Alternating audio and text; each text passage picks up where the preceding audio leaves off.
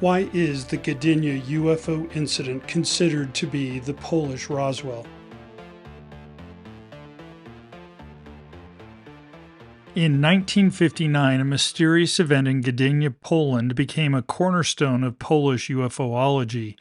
This incident, shrouded in uncertainty like Roswell, began with an event that was unmistakably real when an object crashed into the icy waters in the city's large port. This is a fact beyond controversy, and during a quick trip to Poland last month, I started unraveling the truth behind this event, only to realize that the truth is incredibly intricate and uncertain. So let's explore why this is considered Poland's Roswell. Hi, I'm MF Thomas, and this is My Dark Path, where I explore the fringes of history, science, and the paranormal. On the morning of January 21st, 1959, around 6 o'clock a.m., it was still dark, about 2 hours before sunrise in the cold of winter. And suddenly, the early work at the port of Gdynia paused. Everyone, from sailors aboard the ships to dock workers and those inside offices, stopped their work and directed their attention toward the sky. Something was flying overhead with an ear-shattering roar.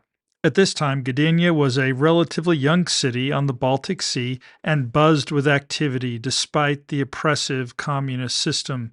Founded in the 1920s, Gdynia was a part of Poland's effort to establish a major seaport, and by 1959 it had grown significantly, but it was still feeling the effects of World War II and the subsequent Soviet domination. The city's architecture was a mix of pre-war modernist buildings and brutalist Soviet-style constructions. Economically, Gdynia was a vital maritime hub. The port bustled with trade, and the famous Gdynia shipyard played a crucial role in the Polish economy. This shipyard would later gain historical significance as the birthplace of the Solidarity movement in the 1980s, a movement that showed the weakness of the communist system. Culturally, the late 50s was a time of cautious optimism. Stalin's death in 1953 had led to a slight thaw in the oppressive regime, or at least a hope that the slaughter of millions in Stalin's purges and paranoia wouldn't continue. And along with it, at least in Poland, a bit more cultural and artistic freedom emerged. People in Gdynia were trying to enjoy life amidst the political and economic constraints. The local cinema might have been showing films that were slightly more daring than in the previous decade, and jazz, a symbol of the West, was gaining popularity among the youth. And Gdynia, like most other ports, operated 24/7.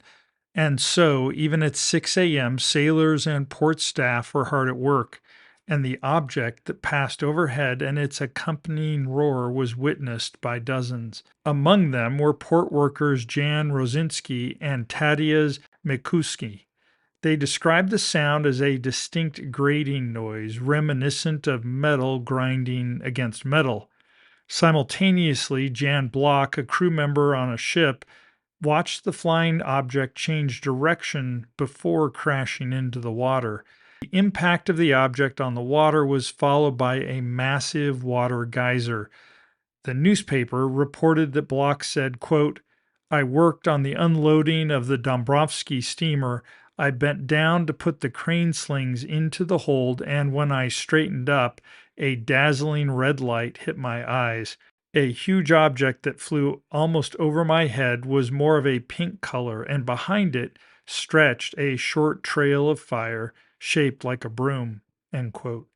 Another witness, a lift operator, Jan Kozinski, said, as reported by a newspaper, quote, "The thing passed just over my head.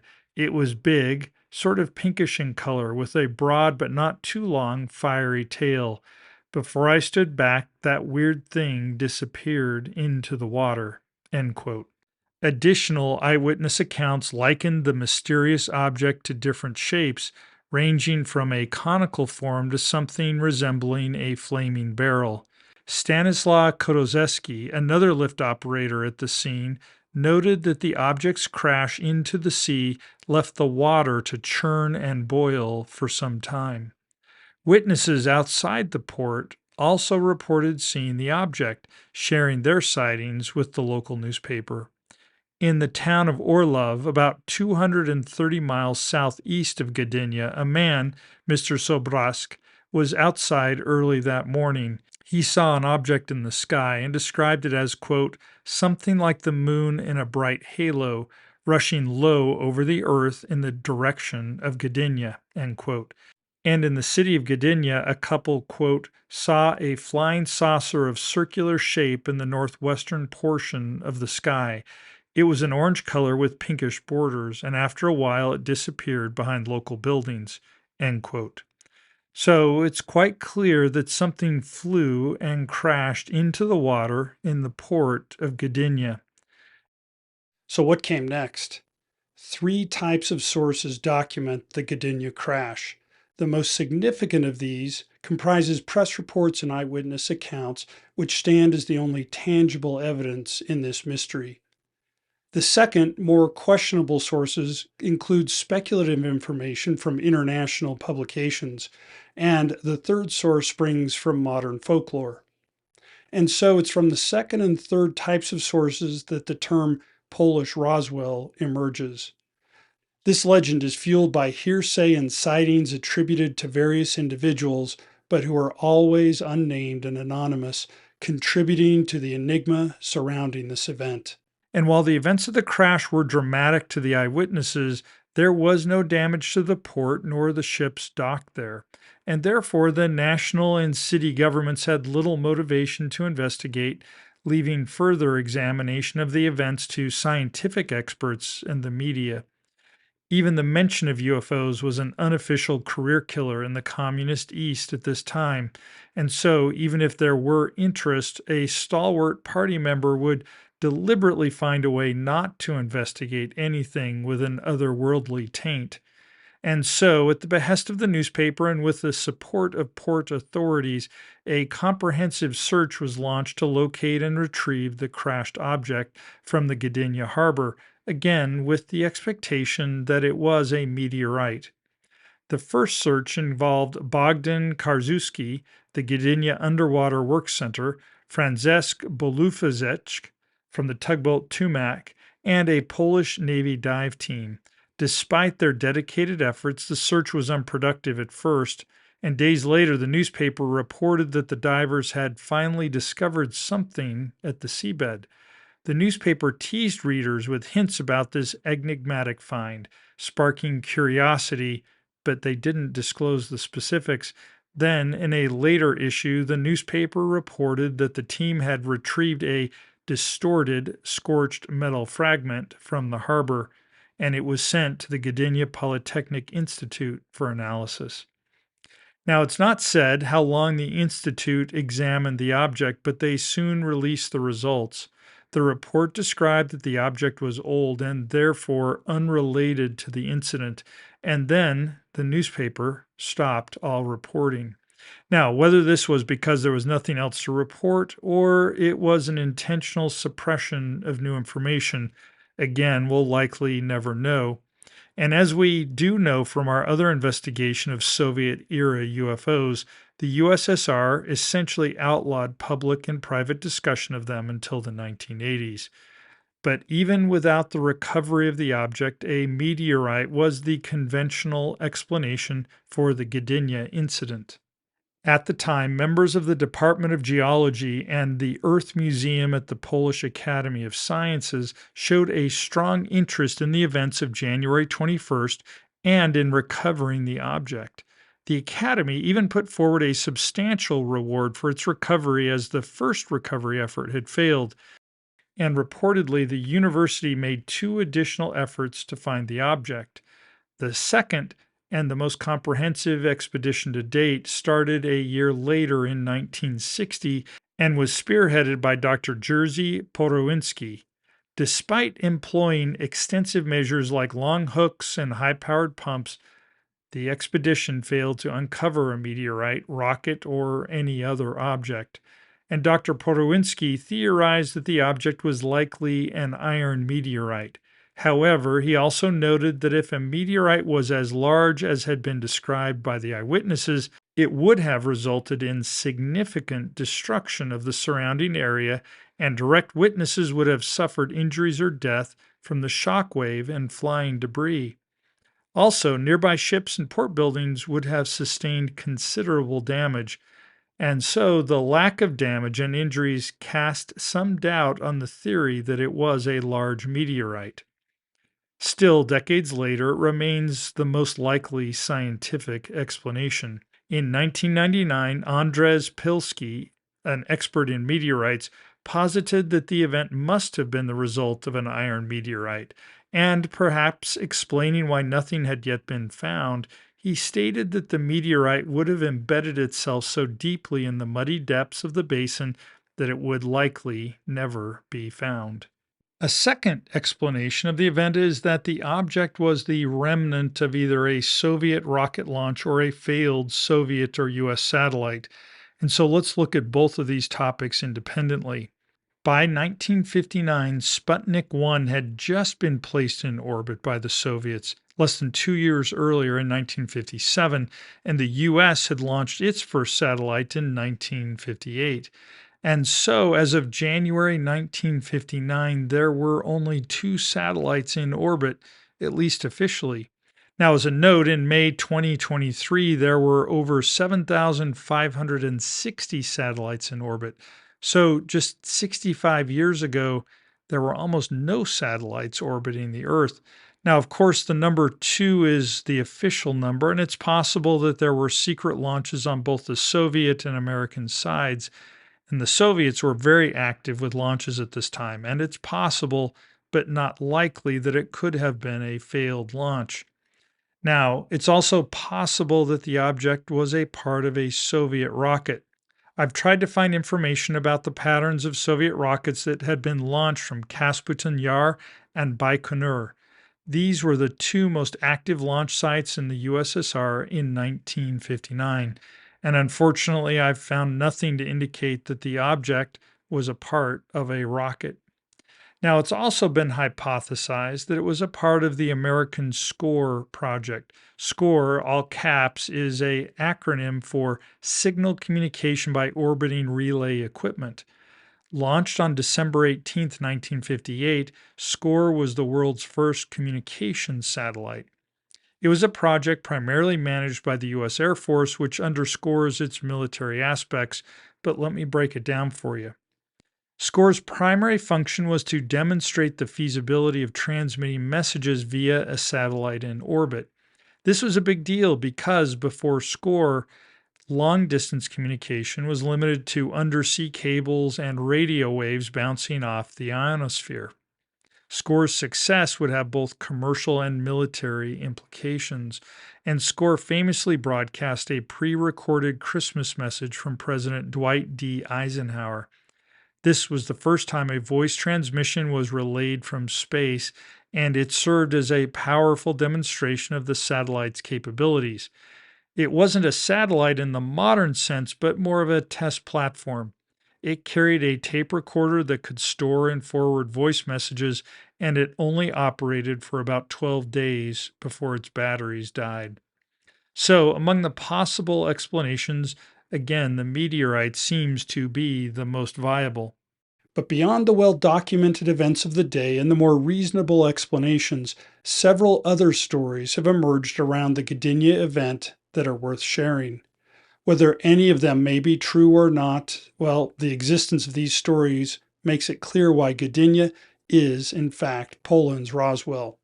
While the event is not well known outside of Poland, the rumors were intriguing enough that a Japanese television crew visited Gdynia in the late 1990s to try to get to the bottom of these rumors. The first is a story told by a port employee. He explained more about what was found in the port's water, a story that was not printed by the newspaper. The port employee was an engineer by the name of Alonzo Data who was working at the site. He reported that the underwater exploration team had pulled more than just that old twisted piece of metal from the water. The search team had also found an odd object in the water. He described the object as, quote, a cylindrical container made as of glass film filled with a ginger substance heavier than water. Our laboratory staff was afraid of checking it. After the war, the seabed was littered with all kinds of filth, such as phosphine or mustard gas. End quote. The story about the object didn't provide any more detail. Was the cylinder a part of a larger object that had crashed, or was it the object itself that somehow survived the impact with the water? There is some speculation that this cylindrical container could have come from the wreck of a German or Allied ship sunk during World War II. Reportedly, the seabed was littered with wrecks, but the story describes the object as intact and pristine in nature, not something pulled from a World War II wreck. So, like Roswell, where the remnants of a crash were reportedly confiscated by U.S. authorities, this item too was taken away by either Polish or Soviet authorities. And the port engineer said, quote, "But the problem solved itself. A man from the security service appeared and simply took it away." End quote. So we can speculate about the object, but we have no proof other than this story. The second story, told in connection with the Gdynia event, unfolds with many more captivating details than the cylinder story.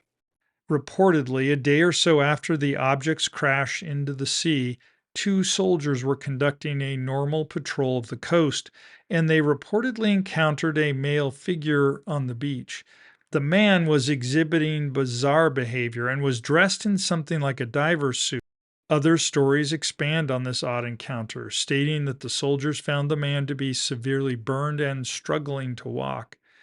Now, given the man's condition, he was immediately brought to a hospital for examination. Physicians and staff first struggled to communicate with the man. His words were unintelligible, and early on, this communication issue was frustrating but nothing unusual. The medical staff assumed the communication issue to be the result of his injury and pain, combined with the difficulty of talking through the suit. So, to communicate and treat the patient, they had to remove the suit. At first, the staff struggled to remove the metallic material before bringing in specialized equipment and finally cutting it away, and now they could access and treat the entire patient. But almost immediately, they drew a startling conclusion. The wounded man was not a man at all, but non human. The communication difficulties were not because he was hurt, but the alien spoke in a language beyond their comprehension. Other differences were noted, such as unusually positioned internal organs and extra digits on his hands. And as the medical team struggled to keep this alien alive, they removed a last piece of his uniform, a bracelet worn on one wrist. Tragically, this appeared to be more than ornamental, as the alien died almost immediately after it was taken off. Reportedly, the autopsy revealed more anatomical differences, including an unexpected circulatory system that formed a spiral pattern. And as word leaked of the subject in the hospital, soldiers surrounded the clinic and seized the alien corpse. And thus the remains disappeared into the hands of the Polish or Soviet government. And like Roswell, the reality of the Gdynia event is shrouded in rumor and mystery. Beyond the truth, which likely will never be fully known, the alien visitor story might be explained in several ways. First, it could have actually been an alien who survived the Gdynia crash and was swept up by Soviet or Polish security authorities. And second, it might just be a story conjured up by the imaginations of ardent alien seekers.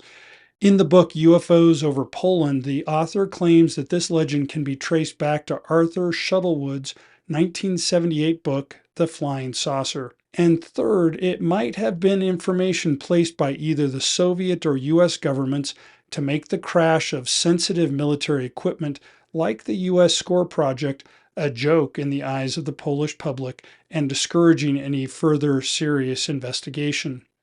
And while I certainly wish it were scenario one, it's more than likely that it's the second or third. But that's okay. We'll keep watching, keep wondering, and keep hoping, even while we explore the dark paths of the world together. Thank you for watching this episode of My Dark Path. What do you think about the events around Gdynia? Was it just a meteorite or was it something more? And what do you think of the alien encounter? Are there other stories that we should cover like this? Please comment below. And again, thanks for watching My Dark Path.